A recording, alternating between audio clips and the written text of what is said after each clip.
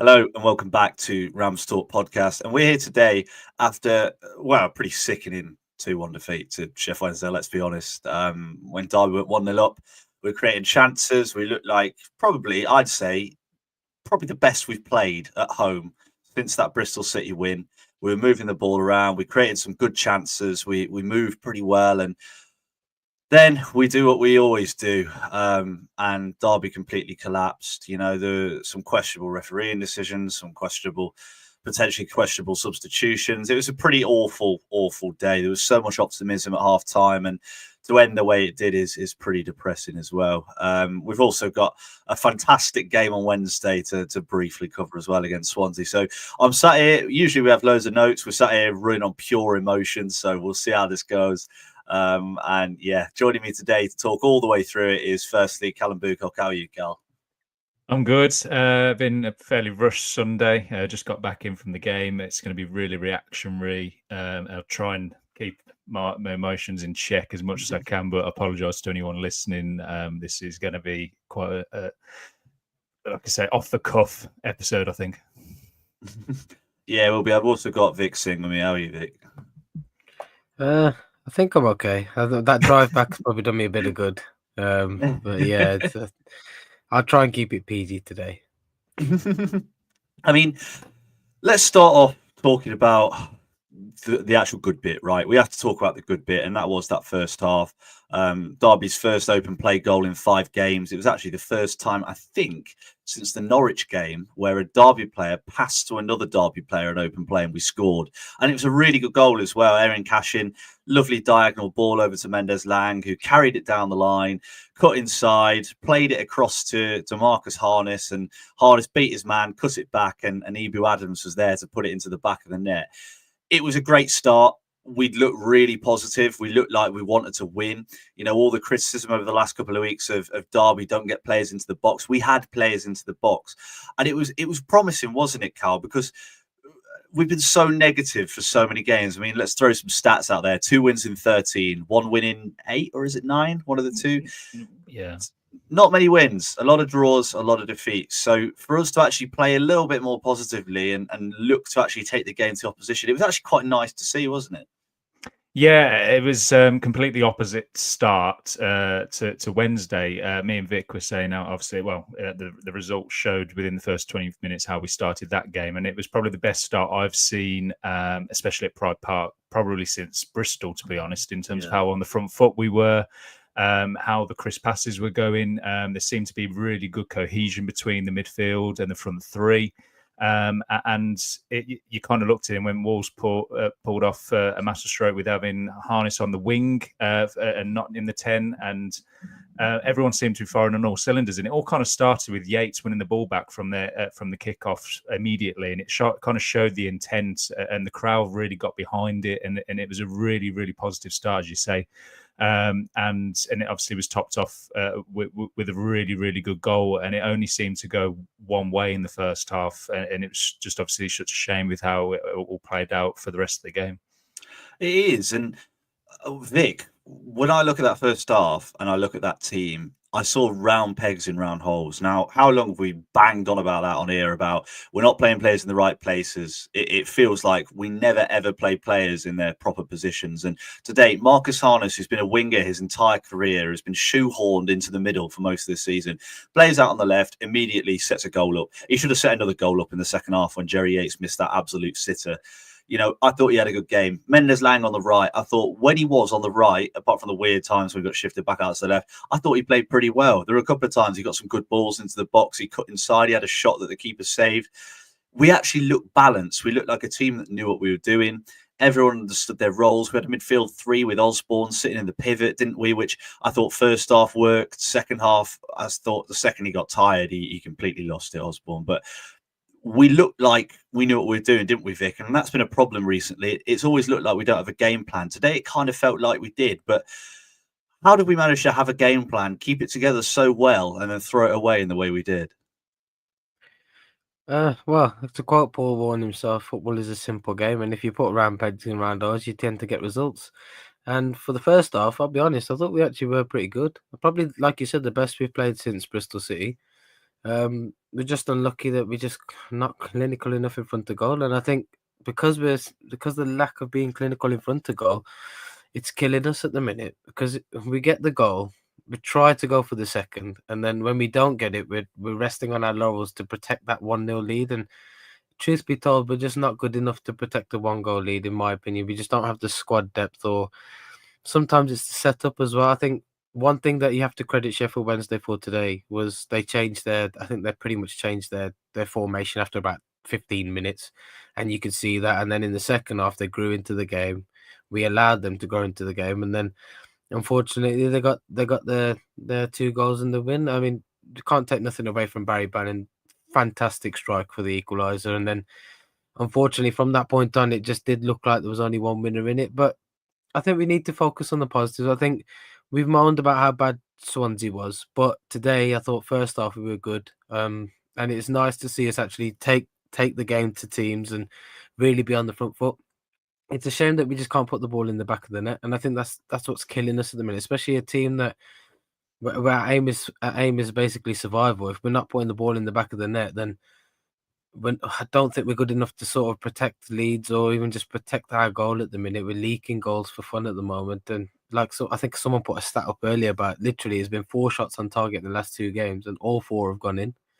Now, when you think about it like that, sometimes it might be down to bad luck. Sometimes it could be just the way we settle. But for me personally, I think I'm going to focus on the positive of the first half. And then in the second half, I just think that because we didn't get that second goal as early as we should have, I think we just went into protection mode, tried to protect the 1-goal lead, and it backfired again. And I just don't think we can continue that going forward, especially with the month coming up now. It's going to define our season this month coming up. So hopefully we can try and see an upturn in form. But we've really got to be consistent for the full 90 minutes. The way we started that first half and the way we played that first half, it's got to be a 90-minute thing if we want to get results. If we're doing it for 45, we're struggling for the second 45. Teams work us out, and we've dropped a lot of points this season from being in positions like that. So hopefully we can maybe turn that around. But unfortunately, this month coming up is quite scary to say the least. It is, and it's 12 points now we've dropped this season from winning positions, which is, pretty disappointing. And yeah, it's a pretty painful read, isn't it? To be honest. I mean, we've got comments from Damo saying you need to score more than 1 a game, and Kieran asking how we've managed to lose that. And we have to look at that first goal, because I think that first goal is an absolute masterpiece in how not to manage a game. The side's got about 15 minutes to make his decision of where to give the ball to. He gives it Ben Osborne, who is completely unmarked. Osborne, I have no idea what he was doing in that second half. Every time he got the ball, it felt like he just either passed the ball out of play, passed the ball to the opposition. He played the opposition through once, I remember. And in this instance, he gets given the ball. He doesn't have, awareness of his surroundings. He gets his pocket picked. And then from that attack, they get the ball across. Zetterstrom, again, I don't know what he's doing there. I don't know why he's come to punch that. Cashin is swinging his leg to clear that ball as Zetterstrom comes out. So there's no communication between the two of them. Could Cashin have given him a shout? I don't even know if he knew Zetterstrom was there. Keeper's come out. He's punched the ball, right? I have no problem with the goalkeeper punching the ball. That's absolutely fine with me.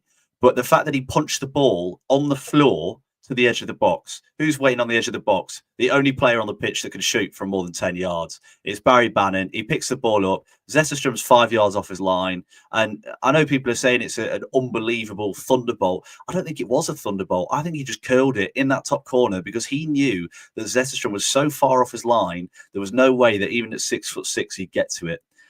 And I think these are the problems. We talk about conceding 4 goals from shots on target. I don't think he could have done a lot against Swansea. Don't think he could have done anything about the 4th one. But it's the situations we get ourselves in where we're not even giving the keeper a chance to save it, whether that's the keeper's fault or whether that's someone else's fault. We're giving away chances where players are just finding it so easy to put it in the back of Derby's net. And that's really worrying for me. I mean, Cal, looking at that goal, I really don't understand how Derby have ended up in that situation. It feels like maybe we're too fatigued. Maybe we took our feet off the gas a little bit. I mean, Paul Warne said in his post-match presser that he thought the team looked tired at times. That's why he made the changes.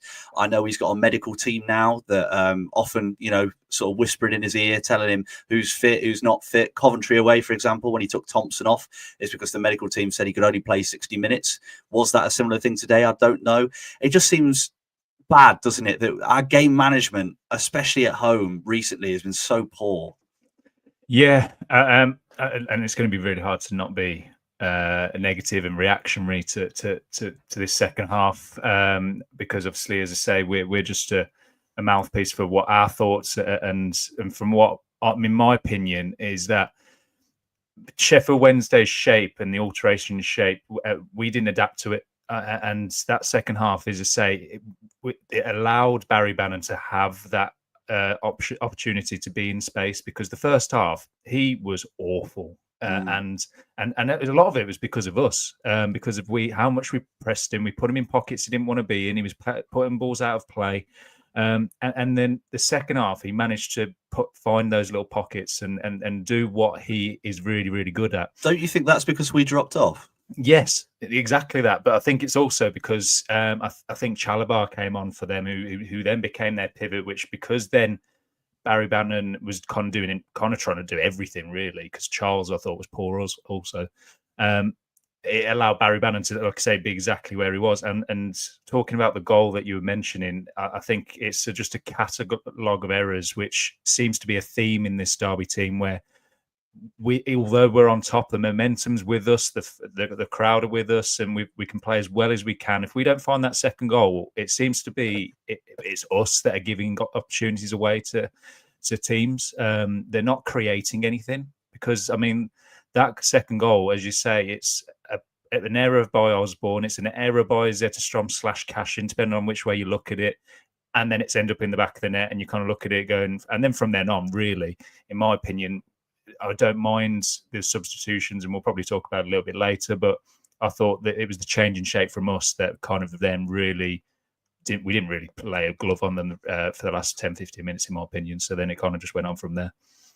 Well, Vic, could you make an argument for Paul Warne that maybe, he doesn't have the squad that he needs? Because if you look at the players he took off, I mean, I can't believe he took Harness off. Mentioned already, he set up the goal, almost set up another one, if not for Yates sort of screwing his chance straight at the goalkeeper. I thought he was probably our best attacker today, Marcus Harness, and there were times when he really caused problems to that Wednesday defence. They didn't want to play against him, and we made the changes. I thought Barkhuizen did well when he came on, but I thought Jackson, again, I thought he just looked miles off championship level, miles off. Some of the chances we had, we've got a comment from Adam Lilly talking about our lack of pace. I don't think our pace was the problem at all today. Jackson, how many times did he get in behind in that last sort of 5-10 minutes?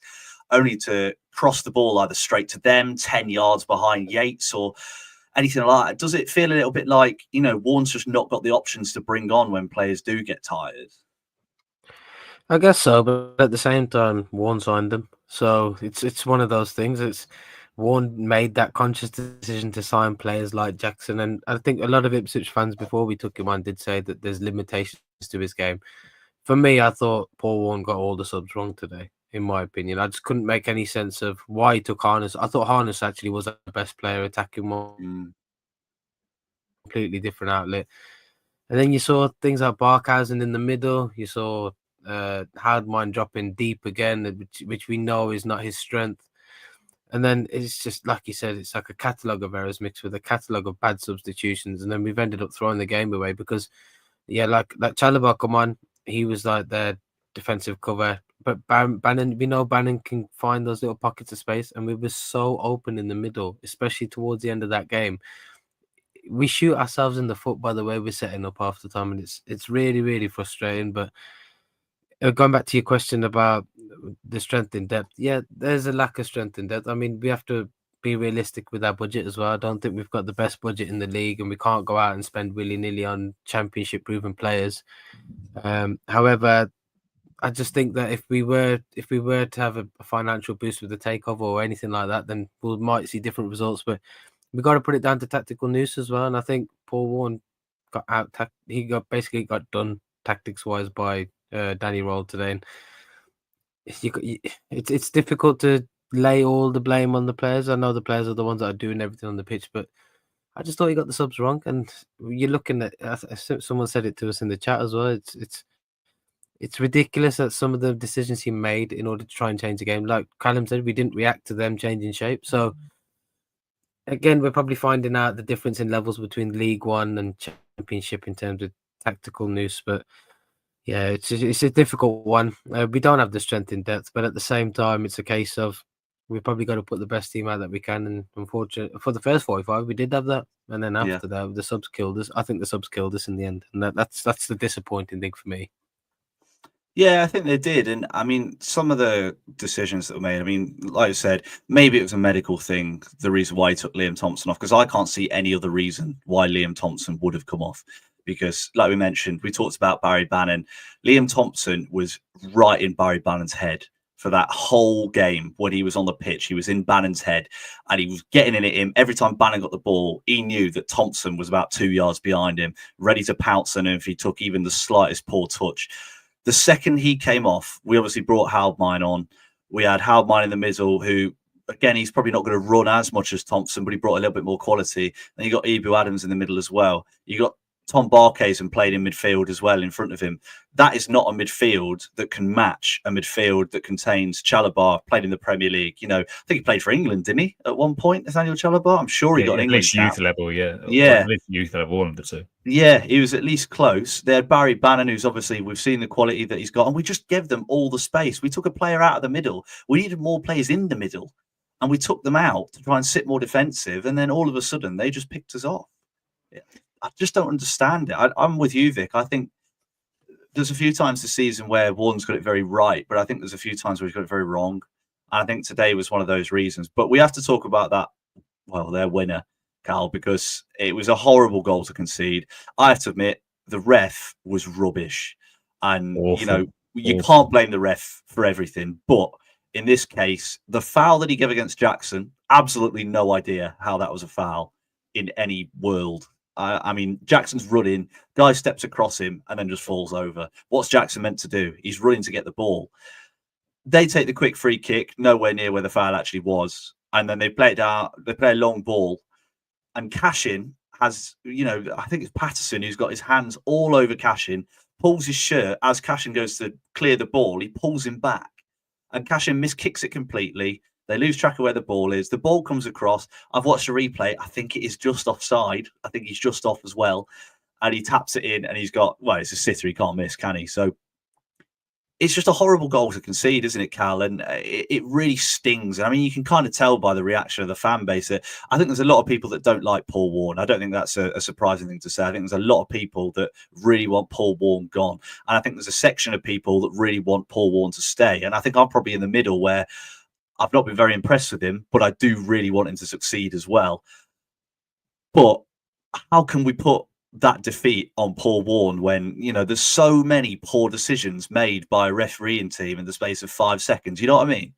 Yeah, I, in my opinion, and obviously those listening, those watching, whether either completely disagree or completely agree. In my opinion, I can't put that defeat on Paul Warne himself. I think there's too many things that have gone on in the game that are not his doing. Yes, you can talk about the change in shape, the change in personnel. At the end of the day, I think a couple of them were forced. Nathaniel Mensah looked gone in terms of off his feet. So there's a couple of them that are forced. And like you say, with the last goal, I don't get how a referee can take the game the way he was going and making fouls for foul's sake, and if you're going to give a foul away for the ones he was going for, absolutely fine, but be consistent. But the fact is that it was consistently going one way, and I'm not talking. And I hate talking about referees and officials thinking that it's going to be biased or anything, because I think at the end of the day they just referee what they see. But I just don't get what he saw in that moment, and it was not just like you say when he took the free kick from where it was and stuff like that. It's like little category of decisions. But that happened earlier in the game with, I think there was a throw-in that they took about 10 yards further down and he let it play, and Oh, everyone was Mark. kind of looking at and everyone's looking at it, going, "What are you doing?" But I think we switched off, and you've got to be switched on. Yes, you do, but I can't put this on Paul Warne, in my opinion, and I think that as much as everyone will be, it's straight down the barrel of the manager. I think in this instance, this particular defeat and the way it happened, I don't think you cannot. Kane Wilson talked about at the end of the game how gut wrenching it is, and how in the game he felt they were on top, and how it's just been ripped away from him by other things and other variables that they haven't been able to account for.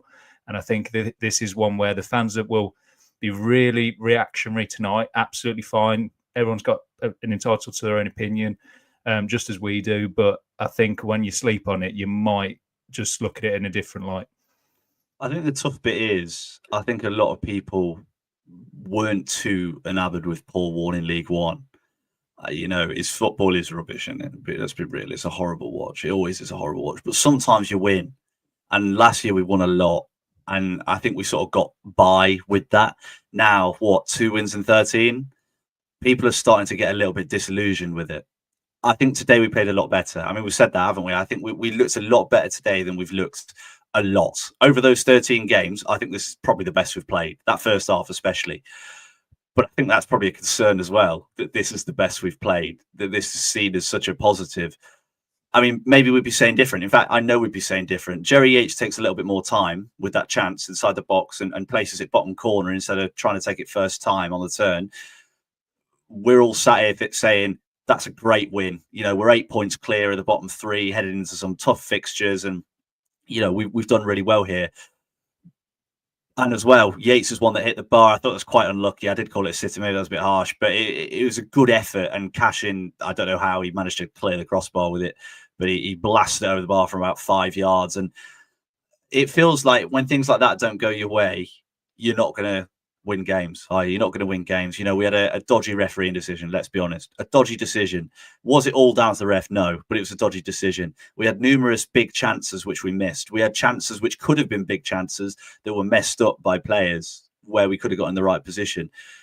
I don't really know. I don't really know where to sort of look from here and go from here, because I'm just looking at the running that we've got. We've obviously got Leeds next week. And then on the Tuesday, we go to Burnley. And then we've got Portsmouth at home. I mean, Vic, that Portsmouth game is massive now. We've got a run including West Brom and then Leeds again.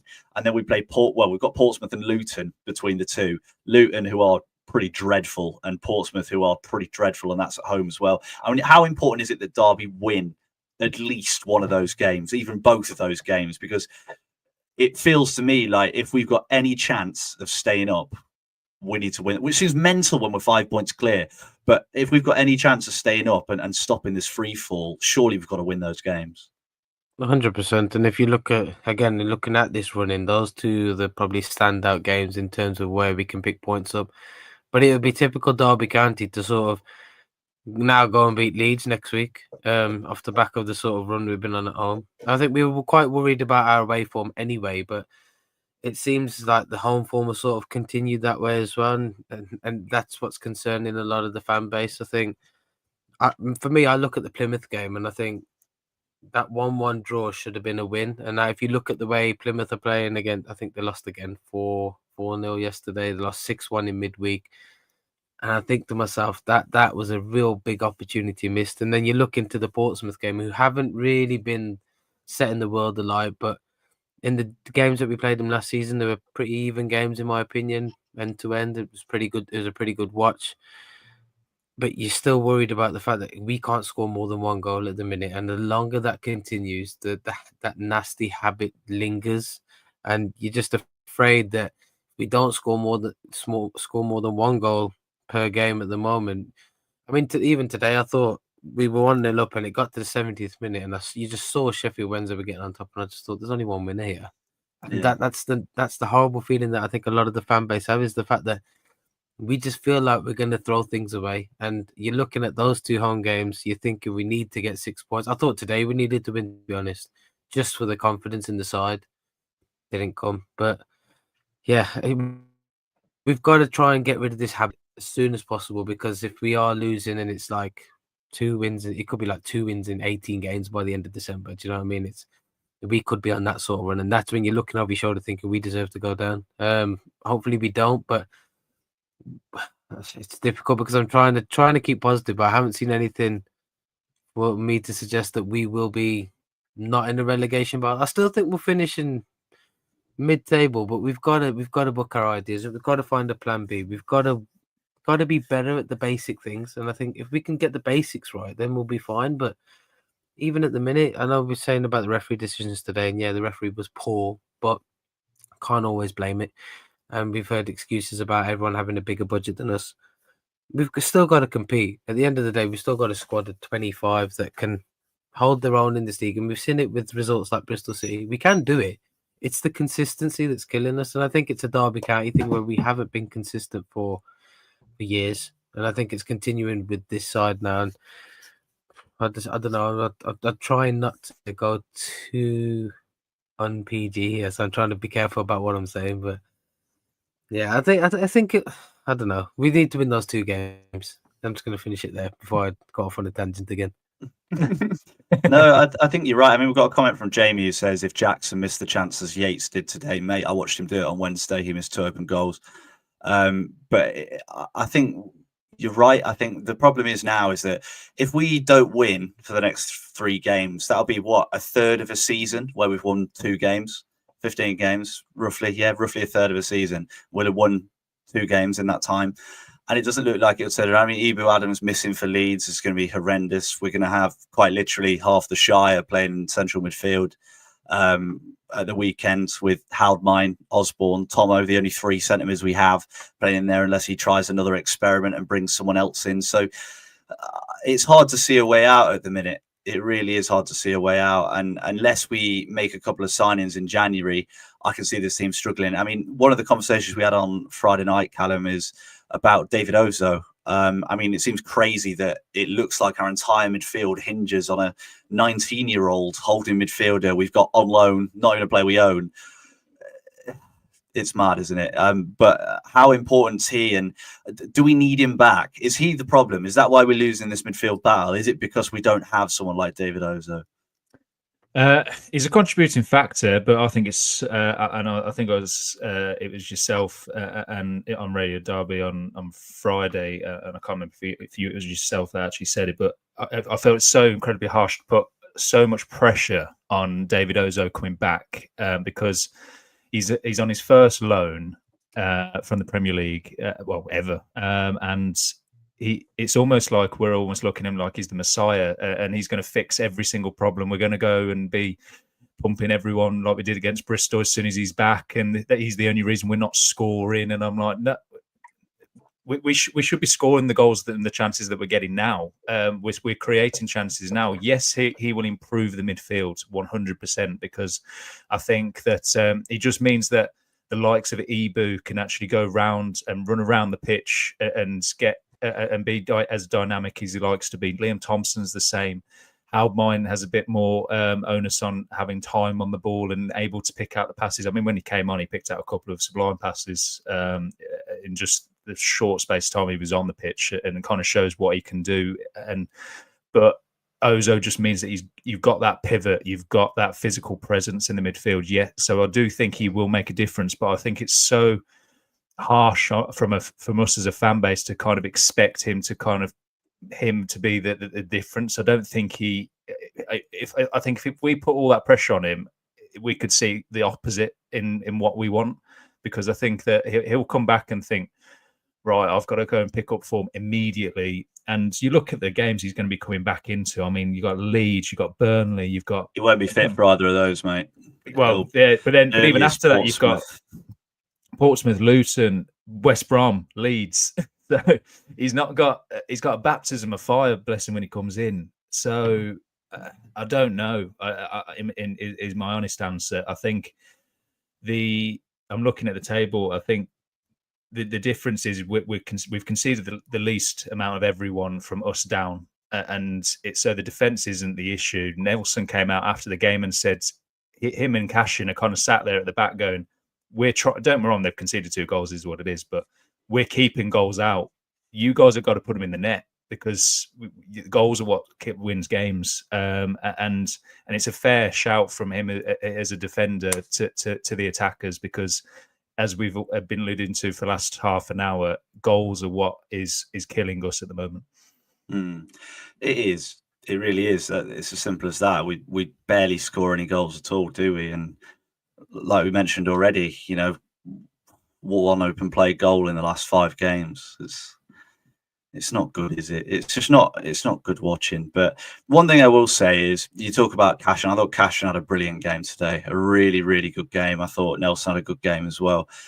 Fozzie as well. Fozzie had a great game. I think Wilson did all right as well. I think our defence looks okay. I think it looks okay. And one thing I will say is that I thought the lads worked so hard today. And that's one of the reasons why I'm really reluctant to sort of criticise. I know obviously Osborne made the mistake for the goal, but I'm really reluctant to criticise too many individuals today, because I thought every single player left nothing out there. And you could see how tired they all were when they came off. We made the changes at the end of the game. Ibu Adams sort of fell to the floor, and they worked so hard to try and get a result. And that's what worries me, is that these players are giving everything in the system that they're playing in. And it indicates one of 2 things for me. Either A, we're not playing the right players. B, we've not got the right players. I know I said 2 things. I thought of a third one. And 3, we're not set up right. It's got to be one of those things. And I think everyone's jumping to C at the moment. And I think there is definitely a point of option C. But at the same time, are the players all set up right? Osborne in the pivot did look a lot better today. I agree. But the second he came off, I don't know what our midfield was. I don't know how he was supposed to set up. And as well, it was another thing from Radio Derby. Derby have made the 2nd or 3rd most amount of tactical changes this season with regards to shape. Yeah, Vic, that can't help, can it? Players not knowing who they're playing with, they're not got those relationships with each other that you get from playing together. Was mentioned we have a different midfield every week. There were comments in here as well saying similar sort of things. Why do we make so many changes? Ozoh came out, and we thought, we'll bring someone else in. Someone will take his place. It'll be fine. Osborne will take his place. But instead, we've just changed tactics 40 times instead, and changed our entire team rather than just changing one player. Why do you think we've done that? I think the problem is we actually don't have an identity, and I think Paul Warne is very sort of reactive in the way he sets up to take it team by team rather than actually have some sort of identity for ourselves. We don't know how our actual style of play is, because we're always changing it to suit the opposition. So if we play, for example, we're going to play Leeds, we'll probably end up playing with the back 5, and then we'll play someone like Bristol City, where we end up playing maybe a back 4, and we're doing it to set up against teams rather than actually have our own identity. And I think that's the key issue here. I think the fact that we don't have an identity, a style of play that we can say is ours, or just know what we're doing, it's at a detriment to the team, because we're always chopping and changing, trying different things, and we're worse off for it. If we actually have a style of play, like say if we're putting the ball on the floor and we're going to do it every game, we lose 1-0. As long as we can see that there's a plan here, I think fans will be okay with that. The fact that we're trying to change to suit the opposition and still lose games kind of makes you wonder, doesn't it, really, about Paul Warne and his tactics. So I think that's the issue that we have, and I'd like to say we could try and change that, but again, I think this is the way Paul Warne manages. I think he's just reactionary to the opposition rather than having an actual style of play that suits us. So I don't know. Hopefully he can change it, but Vic did warn us that he's going to drop out. I'm sat there just patiently waiting for him to disappear. But no, he does raise a good point. He makes so many changes. It's not always going to work, and people don't have those relationships. But Carl, looking, I guess, towards Leeds next week. I mean, what a horrible game! What a horrible game! No Ozoh, no Ibu Adams. We've not won for a while. We've really not won for a while. But our away record in the last month is better than our home record. So, is there any hope there? Is there any chance of us getting a result at Leeds? Oh, I mean, just say no. Yeah, well, yeah. I mean, as soon as I saw Ibu get the yellow, I was like, and obviously with Ozoh being out, I was like, I don't know what our midfield is going to look like. It's going to be so, and it's nothing against individual players whatsoever. It's going to be so weak because, unfortunately, both bits of bite that we have are now not in there, and especially going away at Leeds. At home, you can kind of go, right, we've got a bit of home advantage, but I mean, away at Leeds is just going to be awful. But I just wanted to jump in about the dropping and changing. I think it reminds me, and yes, I'm trying to be a Warne advocate as much as I can. It reminds me of. Do you remember when Wayne Rooney came in when he first started his managerial career, and he chop and changed, and he openly said he was chopping and changing against every single team, and we only just scraped it, staying up. But I mean, the results were not good. There was no cohesion. No one could kind of get two passes together because they didn't know who they were playing with, and that's what we're kind of seeing a similar outfit now. That's not someone you want to be compared to.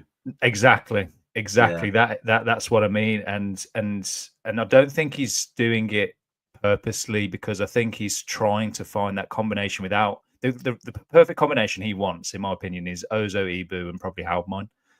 But he can't have that at the moment. So he's trying to find that balance that's going to bring a similar output. But I think the trouble is, by changing it, you're having a subsequent negative effect that I think Malcolm Christie said it on Radio Derby, that no one's going to know who they're going to be playing with. And I think you said it on Radio Derby on Friday. You just, if you played with a different player every single week, you're not going to have any cohesion whatsoever, are you?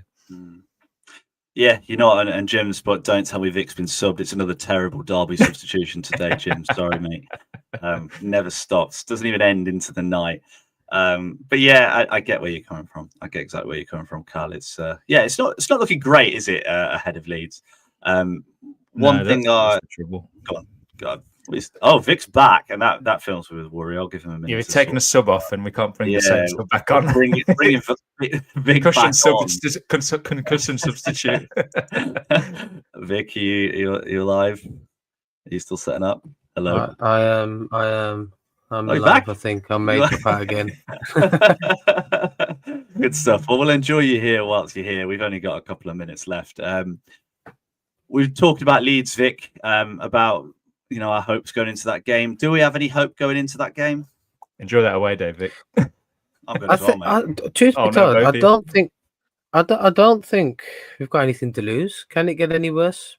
Maybe, but yeah, we're going to go with no expectation. We're going to go with no expectation, though, aren't we? So you think that it might play into our hands to just go out and be a bit more free flowing and try and go for the game. I mean, if we do lose 5-6-0, if we give it a go, at least we tried.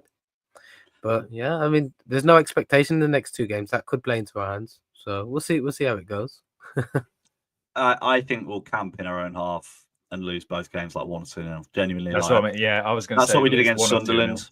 I think he'll rotate heavily and give players a rest that he wants to give a rest to. You know what I mean? I just think it's gonna be frustrating, and I feel for the people that travelled for the Sunderland game when we basically played a reserve team, didn't we? For a lot of players, we played are not starters. I mean, we started Chirewa, didn't we? I mean, that says a lot, because even though he's back fit now, he's not even had a look in the squad. So, I just hope we give it a good go. I hope we have a good game plan. If we go into that game and we sit deep, but we hit them on the break, we really hit them on the break and commit a few players forward when we do, I think there could be really good games. And I think they could genuinely be an enjoyable watch, like both defensively and on the break. I just really hope that we don't go into it and just sit back and just try and take a 1-0 defeat or a 2-0 defeat like we did against Sunderland and accept defeat before a ball's kicked. That's my only thing. I mean, when you're a team down the bottom, you want to make it hard, don't you? And I have a feeling sometimes we just make it a little bit too easy, don't we? We just make it a little bit too easy. Blackburn managed to get a result and they had 28% possession. They're also better than us. They are, but the out XG Leeds. So Leeds aren't formidable. I'm just saying that they did lose. So there's hope. God, they'll be even more desperate. Blackburn are a half decent side, though. That's the problem. Blackburn can actually score goals, whereas we can't. Blackburn pummeled us and only had 28% possession. So keep that in mind. I will. We might not even hit 10%. We might not hit double figures. We'll see. But right, let's get some score predictions in. Anyone in the comments, please let us know your prediction as well. It'd be really nice to read some of those out. So before I go to you guys in the comments, Cal, what score prediction, goal scorers are you thinking of? If we're going to score, I mean, that's a vitally important one, but only for Leeds because we've got another episode before Burnley. So we don't As I say, I don't know if it will be a nice reading in the comments. So to be honest, I'll go. My heart says that we'll get a draw, but I mean, it's unlikely. I will go 3-1 defeat. I think we'll get a goal. I think we'll go 1-0. Everyone in the away end, you two in the away end, will be up in raptures with a Jerry Yates goal, and then we're going to get put down to earth very quickly. So don't do that to us, man. I'm sorry, man. I think you'd rather not have a goal, to be honest, wouldn't you? I don't want 3 more points dropped from a winning position. Mate. I can't handle much more. Vic, what do you reckon, pal? I think a 2-0 away defeat at Leeds. I think we'll give a good account of ourselves, but their quality will just shine through. But if I drink any more Yazoo, I'll say we'll win 2-1. So we'll go with the 2-0 defeat. So yeah, unfortunately. I mean, the comments are just as depressing. Jim says 4-0 defeat. Ben says 3-0 defeat. I notice when we do badly, the comments don't come in quite as much regarding score prediction. Everyone's really watching. Yeah, everyone's really happy to do it. And then the second we start losing, no one wants to put their neck on the line and say we'll get pummeled. I probably agree with you guys. I think we'll lose 2-0. I think Leeds it'll be like Swansea, but even worse. The Swansea game, which we apparently played excellently in. Yeah, it'll be even worse. I think we'll lose 2-0 and just not touch the ball for the rest of the game. But let's hope for something. I mean, if we can get a draw, I mean, we've got a couple coming in. Amanor says 1-1 draw. Adam Lee says 3-0 defeat. And yeah, Fizzy says, do we miss Nyambi? We definitely did today, mate. We definitely did. So. Right, it can't get much worse than this, can it? It can't get worse than this. We'll be back. We'll be back after a win against Leeds next week, I'm very sure. I'm not sure at all. So if you did enjoy, please do leave a like. Please do give us a rating. As long as it's 5-star. If it's any less than that, then, you know, I'll be really upset. And so will these guys. We'll all cry. We're already crying. We had to watch Derby today, but it'll be even worse if that happens. And yeah, do please subscribe on YouTube if you haven't already. And yeah, if you want to donate to us running lots and lots of miles, nearly 4,000 miles for Derby Food for Thought Alliance, the link is in the description. We're going to be doing a bit of stuff with them, helping them out with the work that they do in providing food for those that need it most in the next couple of weeks, which will be really nice. And we're really looking forward to doing that and making a difference in the community as well. So if you can donate, we'd be incredibly, incredibly grateful for it. So yeah, links in the description for that. So after all of that monologue, it is goodbye from me. Heads up, guys. Goodbye from me. Keep the faith. Things will turn. Just keep the faith. Goodbye from me. Things will turn. We'll concede even more goals, mate. Cheers, everyone, for listening. We'll see you soon.